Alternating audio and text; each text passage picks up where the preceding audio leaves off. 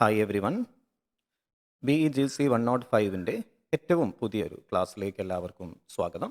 ഇന്ന് നമ്മൾ ഡിസ്കസ് ചെയ്യാൻ ഉദ്ദേശിക്കുന്നത് BEGC 105ൽ ബ്ലോക്ക് നമ്പർ 3ലെ വളരെ പ്രധാനപ്പെട്ട ഒരു യൂണിറ്റാണ് unit number 4, Ernest Hemingway's the snows of Kilimanjaro. അപ്പോൾ ഇന്ന് നമ്മൾ ഡിസ്കസ് ചെയ്യാൻ ഉദ്ദേശിക്കുന്നത് യൂണിറ്റ് നമ്പർ 4ലെ the Ernest Hemingway's the snows of Kilimanjaro. അപ്പം ഇവിടെ നമ്മൾ ശ്രദ്ധിക്കേണ്ട ഒരു കാര്യം, പ്രീവിയസ് ഇയർ ക്വസ്റ്റ്യൻ പേപ്പർ നമ്മൾ ഡിസ്കസ് ചെയ്തിട്ടുണ്ടായിരുന്നു. ആ ഒരു ക്വസ്റ്റ്യൻ പേപ്പറിൽ വളരെ പ്രധാനപ്പെട്ട ഒരു ടോപ്പിക്കാണ്, അല്ലെങ്കിൽ വളരെ പ്രധാനപ്പെട്ട ഒരു യൂണിറ്റ് ആയിട്ട് നമ്മൾ നോട്ടീസ് ചെയ്തതാണ്.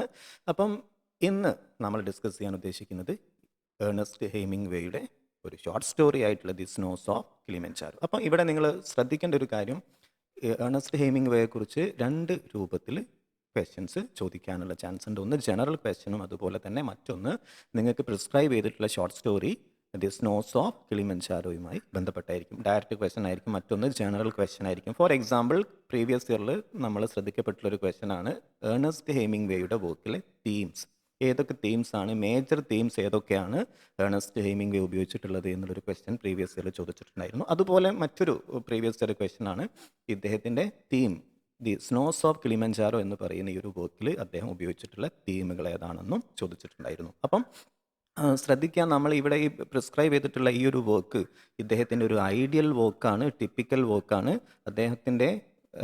അദ്ദേഹം ഫോളോ ചെയ്യുന്ന ടെക്നിക്സുകൾ, തീംസുകൾ, മോഡുകൾ, ഇതെല്ലാം തന്നെ നമുക്ക് എവിടെ കാണാൻ സാധിക്കും? ഇദ്ദേഹത്തിൻ്റെ ഈ ഒരു ദി സ്നോസ് ഓഫ് കിളിമഞ്ചാരോയിൽ നമുക്ക് കാണാൻ സാധിക്കും. അപ്പം ജനറൽ ക്വസ്റ്റ്യൻ ആണ് ചോദിക്കുന്നതെങ്കിൽ നിങ്ങൾക്ക് തീർച്ചയായിട്ടും എക്സാമ്പിൾസ്, ഇപ്പം തീമാണ് ജനറൽ ക്വസ്റ്റ്യൻ വരുന്നെങ്കിൽ നിങ്ങൾക്ക് എക്സാമ്പിൾ എവിടെ നിന്ന് കൊടുക്കാം? ഈ പറയുന്ന ദി സ്നോസ് ഓഫ് കിളിമഞ്ചാരോ എന്ന് പറയുന്ന ഈ ഒരു ഷോർട്ട് സ്റ്റോറിയിൽ നിന്നും നിങ്ങൾക്ക് കൊടുക്കാവുന്നതാണ്. ഓക്കെ, പിന്നെ അതുപോലെ തന്നെ ഏർണസ്റ്റ് ഹെമിംഗ്വേയെ കുറിച്ച് നമ്മൾ പറയുന്ന സമയത്ത് ശ്രദ്ധിക്കേണ്ട മറ്റൊരു കാര്യം, അദ്ദേഹത്തിൻ്റെ ലൈഫിൽ അദ്ദേഹത്തിൻ്റെ എക്സ്പീരിയൻസിന് അത്രത്തോളം ഇമ്പോർട്ടൻസ് അദ്ദേഹം എവിടെ കൊടുത്തിട്ടുണ്ട്? അദ്ദേഹത്തിൻ്റെ വർക്കിലും കൊടുത്തിട്ടുണ്ട്. അപ്പം നിങ്ങൾ ശ്രദ്ധിക്കേണ്ട ഒരു കാര്യം, അദ്ദേഹത്തിൻ്റെ ലിറ്റററി വർക്കിനെ, അതിനിപ്പം ഷോർട്ട് സ്റ്റോറി ആവട്ടെ, ഇനി അതല്ലെങ്കിൽ നോവൽസ് ആവട്ടെ, ഏതാവട്ടെ, നമ്മൾ അദ്ദേഹത്തിൻ്റെ ലൈഫിലെ എക്സ്പീരിയൻസ് ആണ് അദ്ദേഹത്തിൻ്റെ വർക്കിലും അദ്ദേഹം കൂടുതൽ പ്രാധാന്യം കൊടുത്ത് ചെയ്തിട്ടുള്ളത്. അപ്പം നമ്മൾ ഡിസ്കസ് ചെയ്യാൻ പോകുന്നത് life and work of Ernest Hemingway. അപ്പോൾ നമുക്ക് നോക്കാം അദ്ദേഹത്തിൻ്റെ ലൈഫിൽ പ്രധാനപ്പെട്ട ഇൻസിഡൻറ്റുകൾ ഏതൊക്കെയാണ്. ആ ഒരു ഇൻസിഡൻറ്റുകൾ, അദ്ദേഹത്തിൻ്റെ ഇൻട്രസ്റ്റുകൾ, ഇത് തന്നെയാണ് എവിടെയും റിഫ്ലക്റ്റ് ചെയ്തിട്ടുള്ളത്, അദ്ദേഹത്തിൻ്റെ ലിറ്റററി വർക്കിലും റിഫ്ലക്റ്റ് ചെയ്തിട്ടുള്ളത്. അപ്പോൾ നമുക്ക് നോക്കാം life and work of Ernest Hemingway. Ernest Hemingway was an American novelist, short story writer, whose distinctive writing style and theme of masculinity or existential struggle left a lasting impact of 20th century literature. അപ്പം not ചെയ്ത് വെക്കുക, he was N American novelist ആണ്, അതുപോലെ തന്നെ he was A short story writer ആണ്. Whose distinctive right style, അല്ലേ? ഇപ്പം നമ്മൾ പറഞ്ഞു he has his own writing style and theme, അല്ലേ? അപ്പോൾ അദ്ദേഹത്തിൻ്റെതായിട്ടുള്ള ഡിസ്റ്റിങ്റ്റീവ് ആയിട്ടുള്ള, വേറിട്ട് നിൽക്കുന്ന യുണീക്ക് ആയിട്ടുള്ള റൈറ്റിംഗ് സ്റ്റൈലും തീമും ആയിരുന്നു ഉപയോഗിച്ചിട്ടുള്ളത്? ഏർണസ്റ്റ് ഹെമിംഗ്വേ ഉപയോഗിച്ചിട്ടുള്ളത്, അല്ലേ? പിന്നെ ഇദ്ദേഹത്തിൻ്റെ പ്രധാനപ്പെട്ട തീമുകൾ ഏതൊക്കെയായിരുന്നു? Masculinity, war, then existential struggle, അല്ലേ? അപ്പം ഈ ഒരു തീമുകളൊക്കെയാണ് നമ്മൾ ഡിസ്കസ് ചെയ്യുന്നുണ്ട് കേട്ടോ. ഇദ്ദേഹത്തിൻ്റെ പ്രധാനപ്പെട്ട മാസ്കുലിനിറ്റി, വോർ, അല്ലേ? അപ്പം നമുക്ക് കാണാൻ സാധിക്കും he was an ambulance driver during the world war, അല്ലേ? വേൾഡ് വാറിൻ്റെ സമയത്ത് ഇദ്ദേഹം ഒരു ആംബുലൻസ് ഡ്രൈവർ ആയിരുന്നു, അല്ലേ? അപ്പം അദ്ദേഹം ആ ഒരു വാർ ഫ്രണ്ടിൽ വോറിൻ്റെ എല്ലാ കാര്യങ്ങളും എക്സ്പീരിയൻസ് ചെയ്തിട്ടുള്ള ഒരാളാണ്, അല്ലേ? അപ്പം ഇദ്ദേഹത്തിൻ്റെ വർക്കിൽ നമുക്ക് കാണാൻ സാധിക്കും വോർ, അതുപോലെ തന്നെ എക്സിസ്റ്റൻഷ്യൽ സ്ട്രഗിൾ. നമ്മൾ പറയാറുണ്ട് എക്സിസ്റ്റൻഷ്യലിസം പറയുന്നത് നമ്മളൊക്കെ മീനിങ്ലെസ് ആയിട്ടുള്ള ലൈഫാണ് ലീഡ് ചെയ്യുന്നത്. ഈ മീനിങ്ലെസ് വേൾഡിൽ നമ്മൾ മീനിങ് കണ്ടെത്താൻ വേണ്ടി നമ്മൾ ശ്രമിക്കുകയാണ്, പക്ഷേ we are all helpless in front of death, അല്ലേ? അപ്പം നമ്മളൊക്കെ ഒരു മീനിങ്ലെസ് വേൾഡിൽ മീനിങ് കണ്ടെത്താൻ വേണ്ടി ശ്രമിക്കുകയാണെന്നാണ് എക്സിസ്റ്റൻഷ്യലിസം പറയുന്നത്, അല്ലേ? അപ്പം ഇദ്ദേഹത്തിൻ്റെ ചില വർക്കിലൊക്കെ നമുക്ക് ആ ഒരു എക്സിസ്റ്റൻഷ്യൽ സ്ട്രഗിളും നമുക്ക് എന്ത് ചെയ്യാൻ സാധിക്കും? തീമായിട്ട് കാണാൻ സാധിക്കും. അപ്പം ഇദ്ദേഹത്തിൻ്റെ 20th സെഞ്ച്വറിയിൽ വളരെ വ്യത്യസ്തമായിട്ടുള്ള ഒരു ഇമ്പാക്റ്റ് തന്നെ അദ്ദേഹം ഉണ്ടാക്കിയിട്ടുണ്ട്. അപ്പോൾ ഈ പറഞ്ഞതൊക്കെ തന്നെ മാസ്കുലിനിറ്റി, വോർ, എക്സിസ്റ്റൻഷ്യൽ സ്ട്രഗിൾ, ഇതൊക്കെ 20th സെഞ്ച്വറി ലിറ്ററേച്ചറിൻ്റെ തീമായിരുന്നു. അപ്പം ഈ ഒരു 20th സെഞ്ച്വറിയിൽ നല്ല രൂപത്തിൽ കോൺട്രിബ്യൂട്ട് ചെയ്തിട്ടുള്ള ഒരു റൈറ്ററാണ് ഈ പറയുന്ന ഏർണസ്റ്റ് ഹെമിംഗ്വേ. നോക്കാം നമുക്ക് ഏർലി ലൈഫ് ആൻഡ് ഇൻഫ്ലുവൻസസ്. അദ്ദേഹത്തിൻ്റെ ഏർലി ലൈഫും ഇൻഫ്ലുവൻസും എങ്ങനെയാണെന്ന് പോകുന്നത് നോക്കാം. Born in Oak Park, United States of America, Hemingway developed a love for outdoor activities like hunting and fishing. അത് പ്രത്യേകം നോട്ട് ചെയ്ത് വെച്ചോളൂ. ഹണ്ടിങ് ആൻഡ് ഫിഷിംഗ് പോലെയുള്ള നേച്ചറായിട്ടുള്ള പല ആക്ടിവിറ്റീസിനായിരുന്നു അദ്ദേഹം കൂടുതൽ താല്പര്യം ഉണ്ടായിട്ടുള്ളത്. അപ്പം അദ്ദേഹത്തിൻ്റെ പല വർക്കുകളും നമുക്ക് കാണാൻ സാധിക്കും ഈ ഒരു ഹണ്ടിങ്ങും ഫിഷിങ്ങും ഒക്കെ ആ ബാക്ക്ഗ്രൗണ്ടിൽ വരുന്നുണ്ട്. The old man and sea എന്ന് പറയുന്ന ഒരു വർക്ക് നമുക്ക് കാണാൻ സാധിക്കും അല്ലേ. ആ ഒരു വർക്കിൽ അദ്ദേഹത്തിൻ്റെ ഹീറോ ഫിഷിങ് അല്ലേ 80+ ഡേയ്സ് അദ്ദേഹം എന്ത് ചെയ്യുന്നുണ്ട്, അദ്ദേഹം ഫിഷിങ്ങിന് പോകുന്നതാണ് ഒരു ഫിഷിനെ പോലും കിട്ടാതെ അല്ലേ. അപ്പം അവിടെ സ്ട്രഗിൾ ചെയ്യുകയാണ് അല്ലേ ആര് ചെയ്യുന്നത്, ഈ പറയുന്ന ഇദ്ദേഹത്തിൻ്റെ ക്യാരക്ടർ ചെയ്യുന്നത്. അപ്പം ഇദ്ദേഹത്തിൻ്റെ ഇൻട്രസ്റ്റുകൾ തന്നെയാണ് അദ്ദേഹത്തിൻ്റെ മെയിൻ ക്യാരക്ടറിലൂടെ അദ്ദേഹം എന്ത് ചെയ്യുന്നത് ആളുകളിലേക്ക് എത്തിക്കാൻ വേണ്ടി ശ്രമിച്ചിട്ടുള്ളത്. അതാണ് ഞാൻ പറയുന്നത്, ഇദ്ദേഹത്തിൻ്റെ ഇൻട്രസ്റ്റുകളും അദ്ദേഹത്തിൻ്റെ ലൈഫിൽ മറ്റ് എക്സ്പീരിയൻസുകളും ഇൻസിഡൻസുകളും ഇവൻസുകൾ തന്നെയാണ് അദ്ദേഹം എന്താക്കി മാറ്റിയിട്ടുള്ളത്, ലിറ്റററി വർക്കാക്കി മാറ്റിയിട്ടുള്ളത്. ഓക്കെ, നോക്കാം. മറ്റൊരു പ്രത്യേകതയാണ് he worked as a journalist for Kansas City Star. അപ്പം അദ്ദേഹത്തിൻ്റെ ലവ് ഫോർ ഔട്ട്ഡോർ ആക്ടിവിറ്റീസ് ആണ് ഫസ്റ്റ് നോട്ട് ചെയ്യേണ്ട പോയിന്റ്.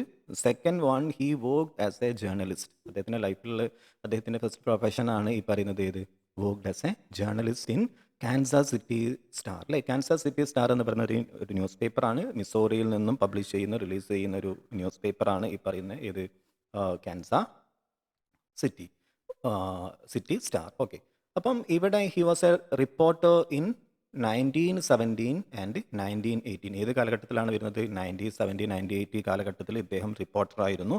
ഈ ഒരു ഇൻസിഡൻറ്റ് അദ്ദേഹം ഈ ഒരു പോയിന്റ് എങ്ങനെ വർക്ക്ഡ് ആസ് എ ജേർണലിസ്റ്റ് എന്ന് പറയുന്ന ഈ പോയിന്റ് പറയാനുള്ള കാരണം അദ്ദേഹത്തിൻ്റെ റൈറ്റിംഗ് സ്റ്റൈലിനെ ഈ ഇദ്ദേഹത്തിൻ്റെ ഒരു റിപ്പോർട്ടിംഗ് കാലയളവ് ഇൻഫ്ലുവൻസ് ചെയ്തിട്ടുണ്ട് അല്ലേ. അപ്പം ആ ഒരു ന്യൂസ് പേപ്പറിൽ ഉപയോഗിക്കുന്ന ഒരു അദ്ദേഹം ഉപയോഗിച്ചിരുന്ന ടെക്നിക്കാണ് use of short sentences, use of short first paragraphs and use vigorous English അല്ലേ. അപ്പം ഏത് ന്യൂസ് പേപ്പർ ആണെങ്കിൽ there will be certain guide lines ഉണ്ടായിരിക്കും അല്ലേ. അപ്പം ആ ഒരു ഗൈഡ് ലൈൻ ആയിരുന്നു യൂസ് ഓഫ് ഷോർട്ട് സെൻറ്റൻസ്. നമ്മൾ ന്യൂസ് പേപ്പറിലൊക്കെ ഒരുപാട് എക്സ്പ്ലെയിൻ ചെയ്യാൻ പാടില്ല, ഷോർട്ട് സെൻറ്റൻസുകൾ ഉപയോഗിക്കാൻ പാടുള്ളൂ. അതുപോലെ തന്നെ യൂസ് ഷോർട്ട് ഫസ്റ്റ് പാരഗ്രാഫ് അല്ലേ. അപ്പം ഇതൊക്കെ റീഡേഴ്സിനെ നമ്മൾ ഹുക്ക് ചെയ്യാനുള്ള ടെക്നിക്സുകളാണ്. ഈ സെയിം ടെക്നിക്സ് അദ്ദേഹം എവിടെ ഉപയോഗിച്ചിട്ടുണ്ട്, ഇദ്ദേഹത്തിൻ്റെ വർക്കിൽ ഉപയോഗിച്ചിട്ടുണ്ട്. ഇദ്ദേഹത്തിൻ്റെ ഒരു റൈറ്റിംഗ് ടെക്നിക്സ് ആയിരുന്നു. അപ്പം ഇത് ദി സ്നോസ് ഓഫ് കിളിമഞ്ചാരോ ആയിരുന്നു നമുക്ക് കാണാൻ സാധിക്കും. അത് നോട്ട് ചെയ്ത് വെച്ചോടുക. ഓക്കെ, നെക്സ്റ്റ് നോട്ട് ചെയ്യാം. ഓക്കെ, മറ്റൊന്നാണ് വോർ എക്സ്പീരിയൻസ്. അദ്ദേഹത്തിൻ്റെ മറ്റൊന്നാണ് വോർ എക്സ്പീരിയൻസ്, അതും നോട്ട് ചെയ്ത് വെച്ചോളാം. അദ്ദേഹത്തിൻ്റെ ലിറ്റററി വർക്കിനെ ഇൻഫ്ലുവൻസ് ചെയ്തിട്ടുള്ള മറ്റൊരു കാര്യമാണ് his experience during the second world war അല്ലേ. നേരത്തെ പറഞ്ഞിട്ടുണ്ടായിരുന്നു ഇദ്ദേഹം ആരായിരുന്നു, he was a ambulance driver in world war first. Note ചെയ്ത് വെച്ചോളാം. Okay, was wounded in Italy and event that shaped his disillusioned world view അല്ലേ. അപ്പം അദ്ദേഹത്തിൻ്റെ ലൈഫിനെ തന്നെ മാറ്റിമറിച്ചിട്ടുള്ള ഒരു എക്സ്പീരിയൻസ് ആണ് അദ്ദേഹത്തിൻ്റെ ഫസ്റ്റ് വേൾഡ് വാറിൽ അദ്ദേഹത്തിന് വൂണ്ടഡ് ആയി എന്നുള്ളത്, പരിക്കേൽക്കുകയാണ് അദ്ദേഹം ചെയ്യുന്നത്. Covered Spanish civil war and world war second as a correspondent influencing work like for whom the bell tolls അല്ലേ. അപ്പം അദ്ദേഹം ആസ് എ റിപ്പോർട്ടർ അല്ലേ അദ്ദേഹം എന്ത് ചെയ്തിട്ടുണ്ട്, ഹി ഹാസ് കവേർഡ് ഏതൊക്കെ സ്പാനിഷ് സിവിൽ വാറും അതുപോലെ തന്നെ വേൾഡ് വാർ സെക്കൻഡും അദ്ദേഹം കറസ്പോണ്ടൻ്റ് എന്ന നിലയിൽ അദ്ദേഹം റിപ്പോർട്ട് ചെയ്തിട്ടുണ്ട്. ഈ ഒരു വോർ അദ്ദേഹത്തിനെ ഇൻഫ്ലുവൻസ് ചെയ്ത് വോറിനെ ബേസ് ചെയ്തുകൊണ്ട് അദ്ദേഹം എഴുതിയിട്ടുള്ള വർക്കിന് എക്സാമ്പിളാണ് ഏത്, for whom the bell tolls 1940s. Okay, അത് നോട്ട് ചെയ്ത് വെച്ചോളാം. War experience. മൂന്നാമത്തത് കീ ലിറ്റററി വർക്കാണ്. അദ്ദേഹത്തിൻ്റെ പ്രധാനപ്പെട്ട വർക്കുകൾ ഏതൊക്കെയെന്ന് നോക്കാം നമുക്ക്. The sun also rises 1926. മറ്റൊരു വർക്കാണ് അദ്ദേഹത്തിൻ്റെ എ ഫെയർവെൽ ടു ആംസ് 1929. ഇതും നമ്മൾ നേരത്തെ പറഞ്ഞു അദ്ദേഹത്തിൻ്റെ വോർ ഫ്രണ്ടിലുള്ള അദ്ദേഹത്തിൻ്റെ എക്സ്പീരിയൻസ് ആണ് എ ഫെയർവെൽ ടു ആംസ് എന്ന് പറയുന്ന ഒരു വർക്കും റിഫ്ലക്റ്റ് ചെയ്യുന്നത്. The old man and the C അദ്ദേഹത്തിൻ്റെ മോസ്റ്റ് വെൽ നോൺ വർക്കാണ് the old man and C. അത് പ്രത്യേകം നോട്ട് ചെയ്ത് വെച്ചോളാം. പുലിറ്റ്സർ പ്രൈസ് 1953 നൊബേൽ പ്രൈസ് 1954 അദ്ദേഹത്തിന് നേടിക്കൊടുത്ത അദ്ദേഹത്തിൻ്റെ ലൈഫിനെ തന്നെ മാറ്റിമറിച്ചിട്ടുള്ള ഒരു വർക്കാണ് ഇത് the old man and C. അതും പ്രത്യേകം നോട്ട് ചെയ്ത് വെക്കുക. Okay, yes, fine. ഇനി നമുക്ക് നോക്കാം അദ്ദേഹത്തിൻ്റെ പേഴ്സണൽ സ്ട്രഗിൾ. അദ്ദേഹത്തിൻ്റെ ലിറ്റററി വർക്കിനെ ഇൻഫ്ലുവൻസ് ചെയ്തിട്ടുള്ള അദ്ദേഹത്തിൻ്റെ ലൈഫിൽ നടന്നിട്ടുള്ള സ്ട്രഗിൾസിനെ കുറിച്ചാണ് ഇനി പറയുന്നത്. നമുക്ക് നോക്കാം. ഈ struggle with depression, alcoholism and failed marriage അല്ലേ. അദ്ദേഹത്തിൻ്റെ ലൈഫ് എന്ന് പറയുന്നത് ഒരിക്കലും ഒരു സക്സസ്ഫുൾ ആയിരുന്നില്ല. അദ്ദേഹത്തിൻ്റെ ലിറ്റററി കരിയർ എന്ന് പറയുന്നത് വളരെ സ്ട്രോങ് ആയിരുന്നു. ബട്ട് ഹിസ് പേഴ്സണൽ ലൈഫ് എന്ന് പറയുന്നത് എന്തായിരുന്നു, വളരെ ഫെയിലിയർ ആയിരുന്നു അല്ലെ, ഫെയിൽഡ് ആയിരുന്നു. അതാണ് struggle with depression, alcoholism and failed marriage അല്ലെ. ഈ ഒരു വർക്കിലും അദ്ദേഹം ഡിസ്കസ് ചെയ്യുന്നതും ഈ പറയുന്ന ടോപ്പിക്ക് തന്നെയാണ്. ഡിപ്രഷനും അതുപോലെ തന്നെ അദ്ദേഹത്തിൻ്റെ ഫെയിൽഡ് മാരിറ്റൽ റിലേഷൻഷിപ്പിനൊക്കെ തന്നെയാണ് ഇദ്ദേഹം ഈ ഒരു വർക്കിലും അദ്ദേഹം ഡിസ്ക്രൈബ് ചെയ്യുന്നത്. He committed suicide in 1961, living the legacy as A one of the American greatest writer അല്ലേ. അപ്പം അദ്ദേഹം അത്രത്തോളം വർക്ക് അദ്ദേഹം എഴുതിയിട്ടുണ്ട്, അദ്ദേഹം ഇൻഫ്ലുവൻസ് ചെയ്തിട്ടുണ്ട്, ത്രൂ ഔട്ട് വേൾഡിനെ ഇൻഫ്ലുവൻസ് ചെയ്തിട്ടുണ്ട്. But in his personal life he was failure അല്ലേ, അദ്ദേഹം സൂയിസൈഡ് ചെയ്യാണ് ചെയ്തിട്ടുള്ളത്. ഇനി നമുക്ക് നോക്കാം എന്തൊക്കെയാണ് ഇദ്ദേഹത്തിൻ്റെ വർക്കിലെ പ്രധാനപ്പെട്ട തീം. ഈ ചോദിച്ചിട്ടുള്ള question June 2023 December 2022 term end എക്സാമിനേഷന് ചോദിച്ചിട്ടുള്ള ക്വസ്റ്റ്യൻ ആണ് ഈ തീം എന്ന് പറയുന്നത്. അപ്പം നമുക്ക് നോക്കാം major themes in Hemingway's work. Major themes in Hemingway's work നോക്കാം ഏതൊക്കെയാണ് ഇദ്ദേഹത്തിൻ്റെ വർക്കിൽ പ്രധാനമായിട്ടും റിഫ്ലക്റ്റ് ചെയ്യുന്ന തീമുകൾ ഏതൊക്കെയാണ് നോക്കാം. Hemingway's fictions revolves around existential courage, futility and human endurance അല്ലേ. ഇദ്ദേഹത്തിൻ്റെ വർക്കിൽ ഒറ്റ വാക്കിൽ നമ്മൾ വേർഡിൽ പറയുകയാണെങ്കിൽ, സെൻറ്റൻസിൽ പറയുകയാണെങ്കിൽ നമുക്ക് കാണാൻ സാധിക്കും എക്സിസ്റ്റൻഷ്യൽ കറേജ് അല്ലേ. നമ്മൾ പറഞ്ഞിട്ടുണ്ടായിരുന്നു നമ്മളൊക്കെ ഈ ഒരു മീനിങ്ലെസ് വേൾഡിൽ മീനിങ് കണ്ടെത്താൻ വേണ്ടി ശ്രമിക്കുകയാണ്. We are all helpless in front of death അല്ലേ. അപ്പം ഇവിടെ ഇദ്ദേഹത്തിൻ്റെ ഒരു എക്സിസ്റ്റൻഷ്യൽ കറേജ് ആണ്. അങ്ങനെ ഈ ഒരു മരണത്തിൻ്റെ മുമ്പിലും എന്ത് ചെയ്യുന്നതാണ്, വളരെ കറേജ് കാട്ടി ഫൈറ്റ് ചെയ്യുന്ന ക്യാരക്ടേഴ്സാണ് അദ്ദേഹത്തിന് ഉള്ളത്. ഓക്കെ, അതാണ് എക്സിസ്റ്റൻഷ്യൽ കറേജ് എന്ന് പറയുന്നത്. അവരൊരിക്കലും തന്നെ മീനിങ്ലെസ് ആണെന്ന് പറഞ്ഞുകൊണ്ട് അവരൊരിക്കലും എന്ത് ചെയ്യുന്നില്ല, കീഴടങ്ങുന്നില്ല. മരണത്തിന് മുമ്പിലും they are ready to fight. Okay, അത് നോട്ട് ചെയ്തിട്ടുള്ളത്. മറ്റൊന്നാണ് ഫ്യൂട്ടിലിറ്റി. നമ്മൾ പറഞ്ഞു വോറിലൊക്കെ ഹ്യൂമൻ ലൈഫ് എന്ന് പറയുന്നത് ഫ്യൂട്ടൈലാണ് അല്ലെ, മീനിങ്ലെസ് ആണ്, ഹെൽപ്ലെസ് ആണ് ആളുകൾ അല്ലെ. ഹ്യൂമൻ എൻഡ്യൂറൻസ് അല്ലെ, സഹനശക്തിയാണ് അല്ലേ. അപ്പം ഈ ഒരു ടോപ്പിക്കുകളാണ് തീമുകളാണ് ഇദ്ദേഹത്തിൻ്റെ ഏർണസ്റ്റ് ഹെമിംഗ്വേയുടെ പ്രധാനപ്പെട്ട വർക്കിലൊക്കെ തന്നെ റിഫ്ലക്റ്റ് ചെയ്യുന്നത്. ഓക്കെ, ഇനി നോക്കാം നമുക്ക് ബാക്കി കാര്യങ്ങൾ. ഓരോ തീമും 1 by 1 ആയിട്ട് നോക്കാം. വയലൻസ് ആൻഡ് വോർ മറ്റൊരു പ്രധാനപ്പെട്ട തീമാണ്. വയലൻസ് ആൻഡ് വോർ നമ്മൾ പറഞ്ഞിട്ടുണ്ടായിരുന്നു. He was an ambulance driver during the second world war അല്ലേ. അപ്പം ഇവിടെ നോക്ക് നിങ്ങൾ, he explore the physical and psychological scars of conflict, a farewell to arm and for whom the bell tolls. അപ്പോൾ ഇദ്ദേഹത്തിൻ്റെ 2 വർക്കിലും നമുക്ക് കാണാൻ സാധിക്കും റിഫ്ലക്റ്റ് ചെയ്യുന്നത് ഈ ഒരു അദ്ദേഹത്തിൻ്റെ വോർ എക്സ്പീരിയൻസ് ആണ്.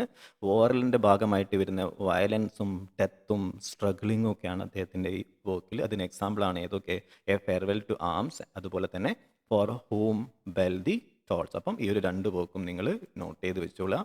ഇദ്ദേഹത്തിൻ്റെ വർക്കിൽ റിഫ്ലക്റ്റ് ചെയ്യുന്നത് അത് നിങ്ങൾ അഡീഷണൽ ആയിട്ട് എക്സ്പ്ലെയിൻ ചെയ്തോളാം. ഇദ്ദേഹം കറസ്പോണ്ടൻ്റ് ആയിരുന്നു ഏതൊക്കെ, വേൾഡ് വാർ സെക്കൻഡിലും അതുപോലെ തന്നെ സ്പാനിഷ് സിവിൽ വാറിലും. വേൾഡ് വാർ ഫസ്റ്റിൻ്റെ കാലഘട്ടത്തിൽ he was an ambulance driver. അപ്പം അദ്ദേഹം ഓൺ എക്സ്പീരിയൻസ് വോറിൻ്റെ വയലൻസും ഡെത്തും സ്ട്രഗ്ലിങ്ങും ഒക്കെയാണ് അദ്ദേഹം ഈ ഒരു അദ്ദേഹത്തിൻ്റെ വർക്കിലൂടെ റിഫ്ലക്റ്റ് ചെയ്യുന്ന ഒരു തീം. മറ്റൊന്ന് ഡെത്ത് ആൻഡ് മൊറാലിറ്റി അല്ലേ. Death and morality are central theme. Okay, death and morality are central themes in Ernest Hemingway's writing.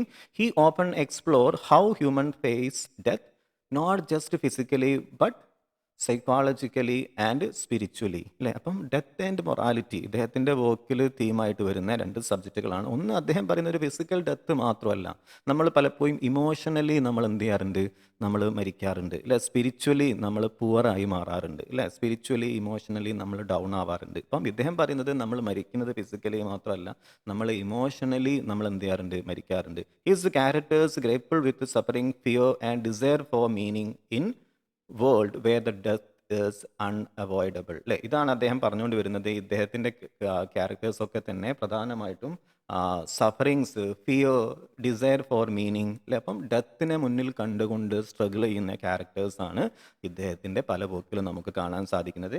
അവരുടെ സഫറിങ്സും അതുപോലെ തന്നെ ഫിയർ, അതുപോലെ തന്നെ അവർ ലൈഫിനെ കൂടുതൽ മീനിങ് ഫുൾ ആക്കി മാറ്റാനുള്ള ഒരു സ്ട്രഗിളിംഗ് ഒക്കെ നമുക്ക് എന്ത് ചെയ്യാൻ പറ്റും, ഇദ്ദേഹത്തിൻ്റെ വർക്കിൽ കാണാൻ സാധിക്കും. അതിന് ഒരു എക്സാമ്പിളാണ് നമുക്ക് കാണാം ഹാരി ദ പ്രൊട്ടാഗനിസ്റ്റ് അല്ലേ. നമ്മളിനി പഠിക്കാൻ പോകുന്ന ദ സ്നോസ് ഓഫ് കിളിമഞ്ചാരോ എന്ന് പറയുന്ന ഈ ഒരു വർക്കിലെ പ്രൊട്ടാഗനിസ്റ്റ് ഇത്തരം ഒരു ക്യാരക്ടറിന് എക്സാമ്പിളാണ്. അദ്ദേഹം മരണത്തിന് മുമ്പ് കാണുകയാണ്. മരണത്തിന് മുമ്പിൽ കാണുന്ന സമയത്ത് അദ്ദേഹം എന്ത് ചെയ്യുന്നുണ്ട്, അദ്ദേഹം അതിനെ അപ്രോച്ച് ചെയ്യുന്ന ഒരു രീതി ഇതിന് എക്സാമ്പിളാണ്. ഓക്കെ, ഇനി നോക്കാം നമുക്ക് മറ്റൊരു തീമാണ് യെസ് കോഡ് ഹീറോ ഇദ്ദേഹത്തിൻ്റെ വർക്കിൻ്റെ മാത്രം ഒരു പ്രത്യേകതയാണ് കോഡ് ഹീറോ എന്ന് പറയുന്നത് അല്ലേ. A code hero is Hemingway's ideal type of man അല്ലേ. അപ്പം കോഡ് ഹീറോ ഇദ്ദേഹത്തിൻ്റെ വർക്കിലൊക്കെ ഉണ്ടായിരുന്ന ഹീറോ എന്ന് പറഞ്ഞാൽ ഏതായിരുന്നു? അദ്ദേഹം കോഡ് ഹീറോ ആണ്. അത് ചിലപ്പം സെപ്പറേറ്റ് ഒക്കെ 4 മാർക്കിന് 5 മാർക്കിന് ക്വസ്റ്റ്യൻ ചോദിക്കാൻ ചാൻസ് ഉണ്ട്. Code hero, a code hero is Hemingway's ideal type of man brave in face of death. അത് പ്രത്യേകം നോട്ട് ചെയ്ത് വെച്ചോളാം. ഇദ്ദേഹത്തിൻ്റെ ക്യാരക്ടറിൻ്റെ ഒരു ക്വാളിറ്റിയാണ് എന്ത് brave in the face of death അല്ലെ. മരണത്തിന് മുമ്പ് കാണുന്ന സമയത്തും ഇദ്ദേഹം നേരത്തെ ഞാൻ പറഞ്ഞ പോലെ എക്സിസ്റ്റൻഷ്യൽ സ്ട്രഗിൾ ചെയ്യും എന്ന് പറഞ്ഞാൽ അവരൊരിക്കലും തന്നെ ടയേർഡ് ആവുന്നില്ല, അവർ കീഴടങ്ങാൻ തയ്യാറല്ല അല്ലേ. അപ്പം brave in the face of death, doesn't whine or run away from danger. Example Santiago in old man and the sea, keep fighting the fish even when exhausted അല്ലേ. അപ്പം അദ്ദേഹം നമുക്ക് കാണാൻ സാധിക്കും, അദ്ദേഹം ഉൾക്കടലിൽ അദ്ദേഹം ഫിഷിങ്ങിന് പോവുകയാണ് അല്ലേ. അങ്ങനെ ഫിഷിങ്ങിന് പോയി അദ്ദേഹം പിന്നെ ഫൈറ്റ് ചെയ്യുന്നുണ്ട്. ആരുമായിട്ട് ഫൈറ്റ് വരുന്നുണ്ട്? ഷാർക്കുമായിട്ടുള്ളൊരു ഫൈറ്റിംഗ് വരുന്നുണ്ട് അല്ലേ. അപ്പം ആ ഒരു ഫൈറ്റിങ്ങിൽ അദ്ദേഹം ഒരിക്കലും എന്ത് ചെയ്യുന്നില്ല, അദ്ദേഹം ഡേഞ്ചർ മുന്നിൽ കാണുന്നുണ്ട്, പക്ഷേ അദ്ദേഹം ഒരിക്കലും തന്നെ കീഴടങ്ങാൻ വേണ്ടി തയ്യാറായിരുന്നില്ല അല്ലേ. അതാണ് ഇവിടെ പറയുന്നത് brave in the face of death. അതിന് എക്സാമ്പിൾ നിങ്ങൾക്ക് കൊടുക്കാം, ഏത്? The old man and the sea. Okay.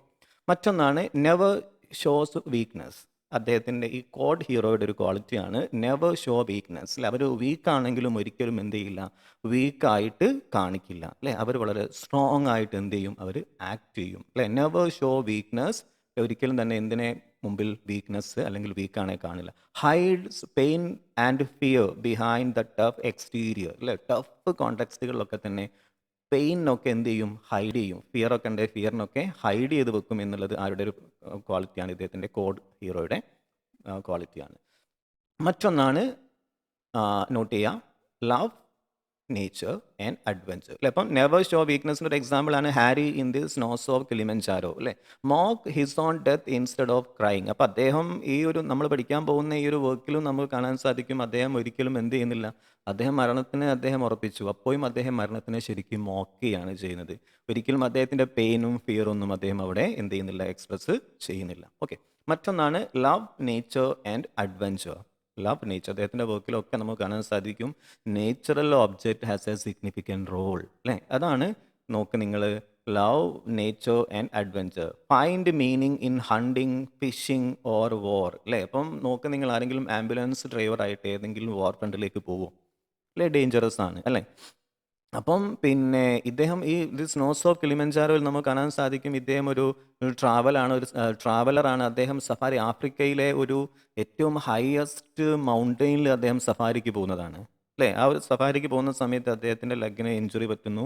ആ ഇഞ്ചുറിയാണ് അദ്ദേഹം ഡെത്തിലേക്ക് നീങ്ങാൻ കാരണമായിട്ട് മാറുന്നത് അല്ലേ. അപ്പം ലവ് ഓഫ് നേച്ചർ അദ്ദേഹത്തിൻ്റെ ക്യാരക്ടേഴ്സിൻ്റെ ഒരു എന്താണ് ക്വാളിറ്റിയാണ്. ആ ഒരു ക്വാളിറ്റി അദ്ദേഹം എടുത്തിട്ടുള്ളത് ഓൺ ലൈഫിൽ നിന്നും സ്വന്തം ഇൻട്രസ്റ്റിൽ നിന്നും താല്പര്യത്തിൽ നിന്ന് തന്നെയാണ്. ഓക്കെ, പറയുന്ന കാര്യങ്ങൾ ക്ലിയർ ആവുന്നുണ്ടോ? ഓക്കെ. മറ്റൊന്നാണ് അദ്ദേഹത്തിൻ്റെ വർക്കിലെ ഒരു തീമാണ്, അപ്പം നേച്ചർ മറ്റൊരു ലവ് ഓഫ് നേച്ചർ എന്ന് പറയുന്നത് മറ്റൊരു തീമാണ്. അത് നോട്ട് ചെയ്ത് വെച്ചോളാം. ഇദ്ദേഹത്തിൻ്റെ കോഡ് ഹീറോ അല്ലേ, കോഡ് ഹീറോയുടെ ബിഹേവിയർ ആണ് നമ്മൾ ഇത്രയും ഏതൊക്കെ, brave in the face of death, never show weakness, love nature and adventure. ഇവിടെ പറയാനുള്ള കാരണം ഈ കോഡ് ഹീറോയുടെ പല ക്വാളിറ്റീസും നമുക്ക് എന്താക്കി എഴുതാൻ സാധിക്കും എന്നാണ് പറയുന്നത്, ഇദ്ദേഹത്തിൻ്റെ വർക്കിൻ്റെ തീമായിട്ട് എഴുതാൻ സാധിക്കും. അതുകൊണ്ടാണ് ഞാനിവിടെ പറയാനുള്ള കാരണം. മറ്റൊന്ന് nature as A testing ground അല്ലേ. അപ്പം ഇദ്ദേഹത്തിൻ്റെ വർക്കിലൊക്കെ തന്നെ ബാക്ക്ഗ്രൗണ്ട് വരുന്നത് ഏതാണോ, നേച്ചറാണ് അല്ലേ. For example hunting, fishing, travelling അല്ലേ, ബുൾ ഫൈറ്റിംഗ് അല്ലേ. അപ്പം ഇദ്ദേഹത്തിൻ്റെ വർക്കിലൊക്കെ ബാക്ക്ഗ്രൗണ്ട് ആയിട്ട് വരുന്നത് ഏതാണ്, നേച്ചറാണ്. Nature has a significant role throughout his literary works. മറ്റൊന്നാണ് നേരത്തെ പറഞ്ഞ പ്രധാനപ്പെട്ട വർക്കാണ് എക്സിസ്റ്റൻഷ്യൽ നിഹിലിസം. ഇതും പ്രത്യേകം നോട്ട് ചെയ്ത് വെച്ചോളാം. എക്സിസ്റ്റൻഷ്യൽ നിഹിലിസം ആണ്, life has no build in meaning or purpose. ലൈഫിന് എന്തില്ല, ഒരു ഇൻബിൽഡ് ആയിട്ടുള്ള പേർപ്പസോ മീനിങ് ഒന്നുമില്ല. We are all try to find out meaning out of our life അല്ലേ. അപ്പം അദ്ദേഹം അതാണ് പറയുന്നത്, എക്സിസ്റ്റൻഷ്യൽ നിഹിലിസം പറയും life has no build meaning, inbuilt meaning or purpose, ഉദ്ദേശമില്ല. All human struggles are pointless in the grand scheme. നമ്മളൊക്കെ എന്ത് ചെയ്യുന്നുണ്ട്, പോയിന്റ്ലെസ് ആണ്. നമ്മൾ സ്ട്രഗിൾ ചെയ്യുന്നതൊക്കെ മീനിങ്ലെസ് ആയിട്ടുള്ള സ്ട്രഗിളാണ്. Death make everything equally meaningless അല്ലേ. നമ്മുടെ അച്ചീവ്മെൻറ്റ്സിനെ, നേട്ടങ്ങളൊക്കെ മീനിങ്ലെസ് ആക്കി മാറ്റും ഏത് ഡെത്ത് അല്ലേ. അപ്പം ഈ ഒരു എക്സിസ്റ്റൻഷ്യൽ ഐഡിയയിലേക്ക് അദ്ദേഹം എത്താനുള്ള കാരണം എന്താണെടോ? His experience during the time of 2 world wars അല്ലേ. അപ്പം വേൾഡ് വാറിൽ അദ്ദേഹം കാണുകയാണ് ഹ്യൂമൻ ലൈഫ് എന്ന് പറയുന്നത് മീനിങ്ലെസ് ആണ് അല്ലേ. വെപ്പൺസ് വരുന്നു, അവർക്കുള്ള സോൾജിയേഴ്സൊക്കെ അല്ലേ അവരുടേതായിട്ടുള്ള കാരണങ്ങൾ കൊണ്ടല്ലാതെ ഇൻസ്റ്റൻ്റ് ആയിട്ട് മരിച്ചു വിടുകയാണ് അല്ലേ. ടെക്നോളജിയുടെ മുമ്പിൽ, ബോംബ്സിൻ്റെ മുമ്പിലൊക്കെ ഹ്യൂമൻ ലൈഫ് എന്ന് പറയുന്നത് വളരെ മൈനർ ഇമ്പോർട്ടൻ്റ് ആയിട്ടുള്ള ഒരു കാര്യമായിട്ട് മാറുകയാണ് അല്ലേ. അപ്പം അദ്ദേഹത്തിന് തോന്നുകയാണ് ഹ്യൂമൻ ലൈഫ് എന്ന് പറയുന്നത് എന്താണ്, മീനിങ്ലെസ് ആണെന്ന് അദ്ദേഹത്തിന് തോന്നുകയാണ് അല്ലേ. In a farewell to arms the soldiers die for nothing, the world break every one, no justice in who survives അല്ലേ. അപ്പം ഇദ്ദേഹത്തിൻ്റെ വർക്കിൽ റിഫ്ലക്റ്റ് ചെയ്തിട്ടുള്ള തീമുകൾ ഇതൊക്കെയാണ്. അപ്പം ഞാൻ മനസ്സിലാക്കി നമ്മുടെ വീഡിയോ ഒരുപാട് നീണ്ടുപോകും. Anyway now let me stop here. ബാക്കി വരുന്ന കാര്യങ്ങൾ നമ്മൾ അടുത്ത വീഡിയോയിൽ ഡിസ്കസ് ചെയ്യും. ഞാൻ ഉദ്ദേശിച്ചിട്ടുണ്ടായിരുന്നത് എല്ലാം തന്നെ ഈ ഒരു വീഡിയോയിൽ ഉൾക്കൊള്ളിക്കാനായിരുന്നു, പക്ഷേ നമ്മുടെ ഡിസ്കഷൻ കുറച്ച് നീണ്ടുപോയി. Anyway now let me stop here. Have a nice day.